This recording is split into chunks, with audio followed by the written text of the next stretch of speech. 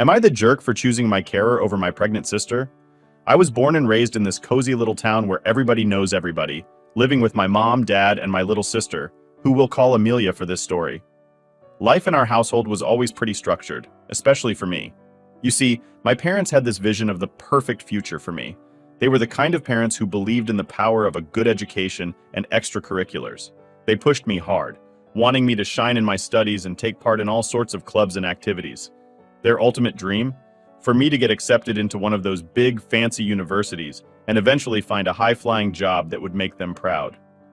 Amelia, on the other hand, was the family's free bird. She danced to the beat of her own drum, embracing life with a carefree spirit that I always admired, even if I couldn't quite understand it. She was passionate about art, so much so that she decided college wasn't her path. Instead, she chose to chase her dream of becoming an artist, moving back home to save up some money. Despite the love I had for her, Amelia and I were never that close. We just saw the world differently. But despite our differences, I always thought my relationship with my parents was solid and strong. That solid ground I thought I was standing on shook when Amelia's life took an unexpected turn. She got pregnant, and suddenly our family dynamic changed. My parents, usually so focused on achievement and success, were overjoyed with the news of becoming grandparents. They started planning for the baby's arrival with so much enthusiasm. But then, they came to me with a request that felt more like a command, one that would turn my world upside down. They wanted me to put my college education on hold and come back home to help Amelia with her baby. At first, I couldn't believe what I was hearing. I thought they were joking, pulling some kind of prank on me. But the serious looks on their faces told me they were dead serious. They explained that Amelia needed someone she could rely on during and after her pregnancy, and according to them, that someone was me. They also mentioned that money was tight, and they couldn't afford to hire help or pay for daycare, so it seemed I was the logical choice. I was dumbfounded. The idea of sacrificing everything I had worked so hard for, all because of a situation I had no part in creating, was just too much. I had dedicated myself to my studies, dreaming of graduating with top honors and making a real future for myself. And now, they expected me to just throw all that away? I couldn't accept it. So I stood up for myself and said no. But my refusal only sparked a massive argument. My parents couldn't hide their disappointment and anger. They called me selfish, accusing me of not caring about my own family's needs. I tried to reason with them, to make them see that abandoning my future wasn't a choice I could make lightly. But no matter how much I tried to explain, they just wouldn't listen. So here I am, finding myself in a situation I never thought I'd be in, being asked to leave my own home just because I stood up for my future, refusing to give up my dreams for my sister Amelia's situation. It just doesn't seem right. And honestly, it feels like I'm being unfairly punished for something that isn't even my mistake. As I walked through my old bedroom, I was on the lookout for any small things I might have overlooked in the chaos of packing. I had made the trip back to my childhood home to gather all my belongings. My best friend Luna was there with me, lending a hand with the packing. We didn't talk much as we worked, each of us wrapped up in our thoughts. I could feel this heavy mix of sadness and disappointment pressing down on me, making each step feel a little heavier. Eventually, after what felt like hours, we managed to get all my things packed up. Walking out of the house felt surreal. Leaving felt strange, almost like I was leaving a part of myself behind in that house, in those rooms where I'd grown up. Luna, trying to cheer me up a bit, started chatting about her new job. She was really excited about it, and even though part of me wanted to just dwell on my own problems, I forced myself to listen. I tried to focus on the good stuff happening in life, not just the bad. We got to the car and loaded up all my boxes and bags. The drive back to my college dorm was pretty quiet. Luna could tell I was still processing the whole ordeal, so she didn't push me to talk. When we finally got to my dorm building, we took the elevator up to my floor. I unlocked the door to my dorm room and stepped inside, feeling this unexpected sense of relief wash over me. Sure, this room was a lot smaller than my bedroom back home, but it was mine. It was a space where I could start fresh. Luna stuck around to help me get settled in, unpacking the boxes and finding places for everything I'd brought with me from home. As we organized my stuff, I started to feel a bit more grounded, like maybe I could handle this after all. Luna's presence and help reminded me that even though things were tough right now, I wasn't going through it all alone. Luna was really sweet about letting me take my time to set up my room just the way I like it. Decorating has always been something I enjoy, and even in this small dorm room, I wanted to make it feel like a piece of home. After we finished organizing and decorating, we both sat down on my bed, taking a moment to look around at what we'd accomplished. The room looked pretty cozy now, a small comfort in the midst of everything else going on. Breaking the quiet that had settled between us, Luna spoke up. "I can't believe they did this to you." Her voice was soft, filled with disbelief and empathy. I felt a lump form in my throat as I nodded in agreement.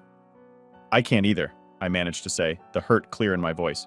"It's like they don't even see me as part of the family anymore." Luna, ever the optimist, tried to offer some consolation. "They'll come around eventually," she said, her tone hopeful. I wanted to believe her. I really did. "I hope so," I replied, but deep down I felt this heavy sense of doubt.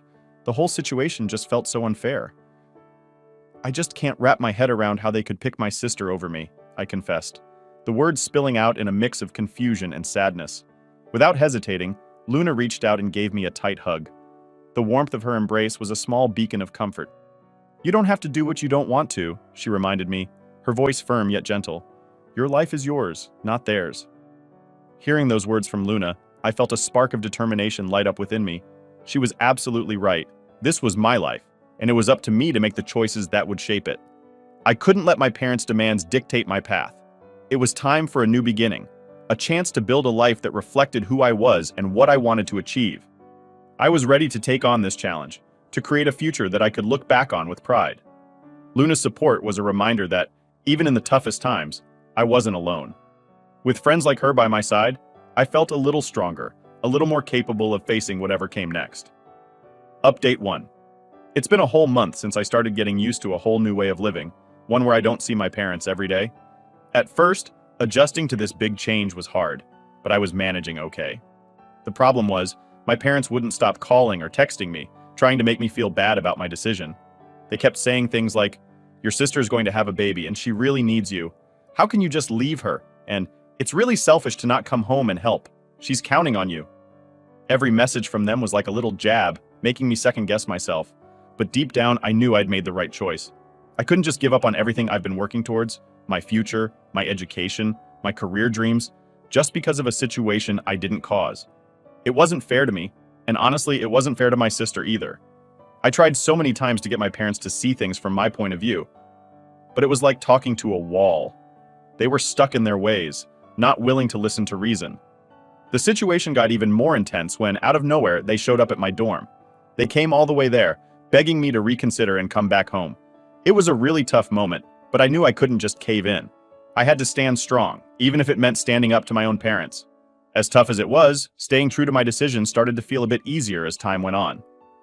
I dove into my studies, making new friends at college who were a great support system. I also managed to find another part-time job, which really helped me feel more independent. Being able to look after myself, to make my own decisions without relying on my parents for everything, felt really empowering. Of course, that doesn't mean I didn't miss my family. It was really hard to come to terms with the fact that they were ready to just push me aside because I wouldn't do exactly what they wanted. The thought that they could cut me off over this hurt a lot, but I kept reminding myself that I was doing what was right for me.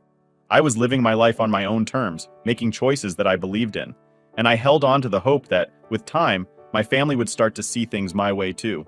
I just needed to be patient and keep believing in myself and the choices I made. A couple of weeks after the unexpected visit from my parents, my phone rang, and it was my sister on the other end. When I picked up, I could hear her crying, and it instantly made me feel guilty. Despite everything that had gone down, the love and care I had for her hadn't faded away. But at the same time, I knew I couldn't just ignore all that had happened and act as if things could go back to normal. I found myself saying, "I'm really sorry, sis, but I can't come back home and act like everything's fine. What Mom and Dad asked of me? It's just not something I can do. I can't put my own future and dreams on hold to take care of you." There was this heavy silence on the line after I said that, and for a moment, I wasn't sure what she was going to say next. When she finally spoke, her voice was trembling, and I could tell she was trying to hold back more tears. "I get what you're saying, but it's just really hard right now. I feel so alone and I'm honestly scared. I don't think I can handle this by myself." Hearing her say that made my heart hurt for her. I wished so badly that I could be there to give her a hug and tell her everything was going to be okay. But I also knew that I couldn't let my parents' guilt trip sway me into making a decision that wasn't right for me. "I understand this is tough, but you've got to remember you're not on your own," I told her, trying to sound as comforting as I could. "Mom and Dad are there for you, and they care about you so much. They'll support you through this, I promise. And hey, If you ever need to talk or if you're feeling down, you can always reach out to me. I'm still your big sister, and that's never going to change. I love you a lot."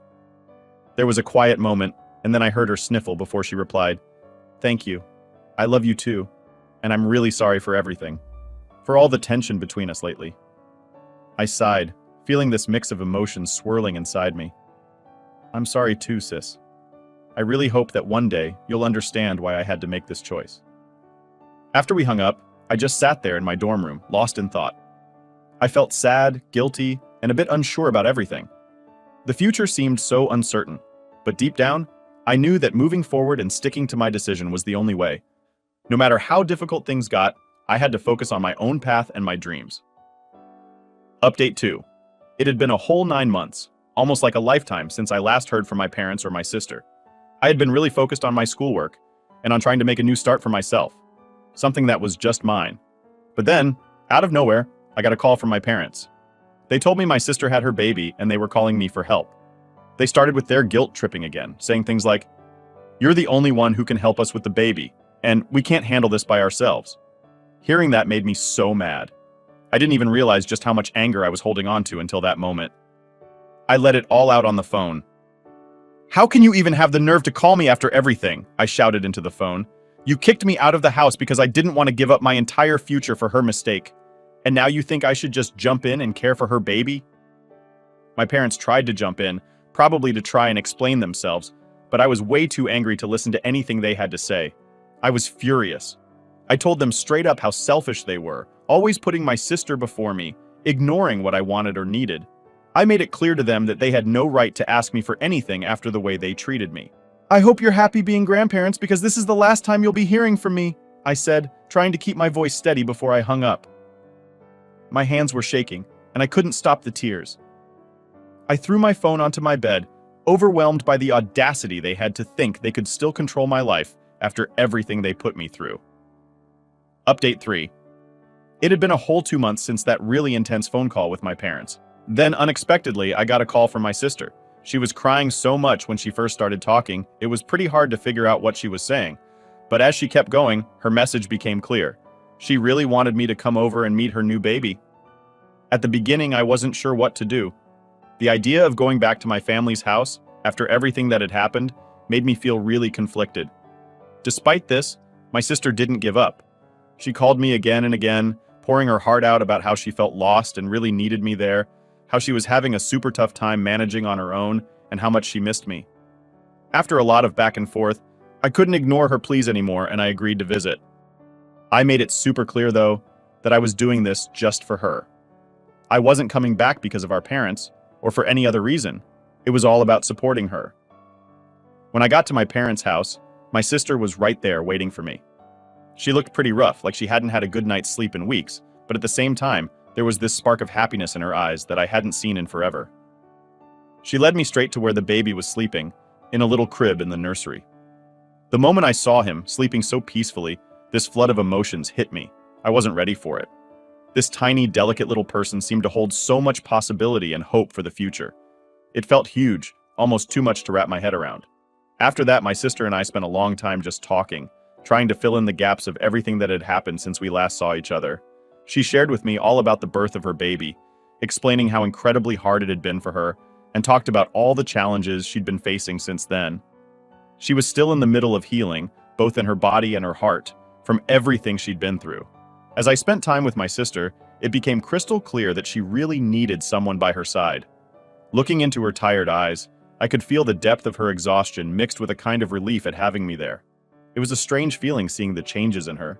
She was clearly worn out, dealing with so much stress and the massive responsibility of a new baby, but there was also this spark of happiness in her eyes, a kind of joy at us being together again.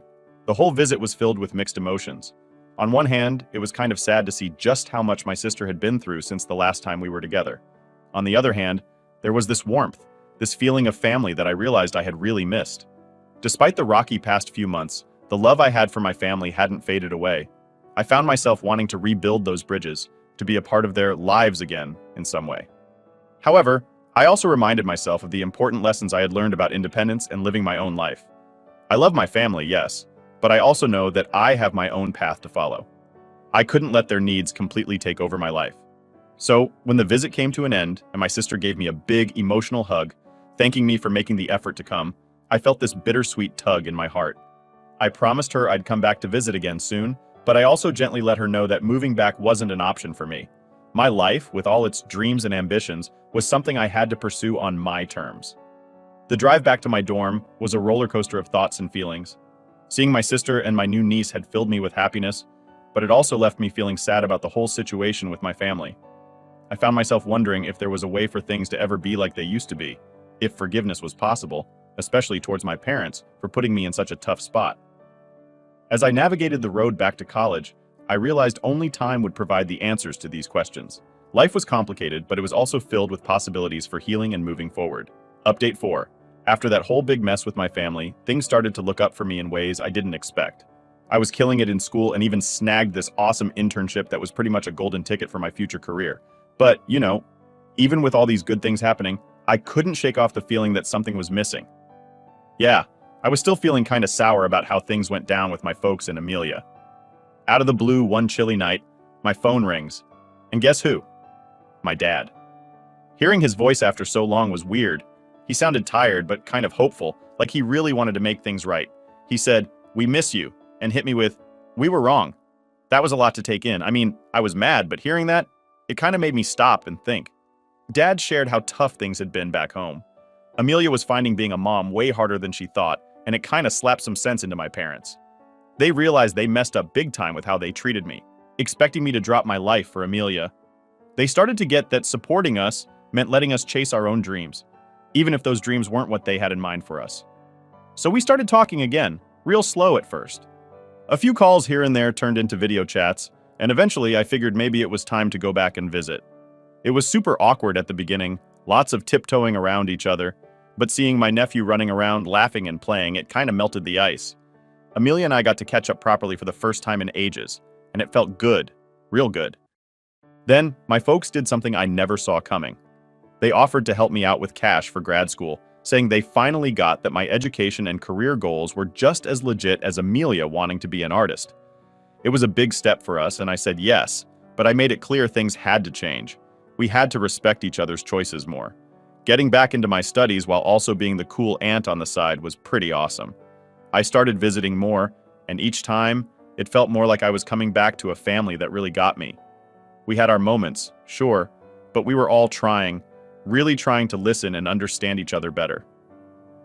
When I finally graduated with my master's, having my family there cheering me on felt unreal. It was like all the drama and hard feelings were in the past, and we were all looking forward to what's next. It's been a crazy ride, but getting through all that mess made us stronger as a family. It taught me you can stand up for yourself without cutting ties forever, and that sometimes people can change for the better. Now, I'm pumped for what's ahead. I've got big plans, and I know my family's got my back. This whole thing showed me how important it is to keep talking, to keep trying to understand each other, and to not be afraid of going after what you want, as long as you remember where you came from and who's rooting for you. Life's a wild ride, but it's all about finding that balance, you know? Thanks for watching.